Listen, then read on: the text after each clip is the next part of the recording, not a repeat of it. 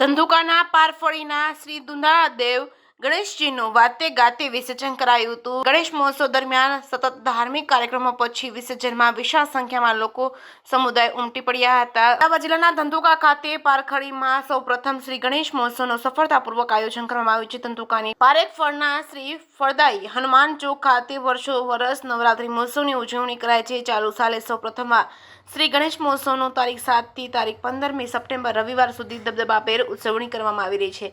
તારીખ 15મી ગણેશ વિસર્જન કરવાનું હોય ત્યારે ગણેશ મહોત્સવ દરમિયાન રાત્રે મહાઆરતી, પ્રસાદ, ભજન અને સત્યનારાયણ ભગવાનની કથા સહિતના ધાર્મિક કાર્યક્રમો યોજવામાં આવ્યા હતા। ગણેશ વિસર્જનમાં વિશાળ સંખ્યામાં યુવાનો, ભાઈઓ, બહેનો, વડીલો જોડાયા હતા। આ કાર્યક્રમને સફળ બનાવવા ધંધુકાના પારેખફળીના યુવાનો, વડીલો, ભાઈઓ અને બહેનોએ ખૂબ જ જહેમત ઉઠાવી કાર્યક્રમને સફળ બનાવ્યો હતો। જે કે ગુજરાતી સાથે રાજેશ પરીખ, ગાંધીનગર।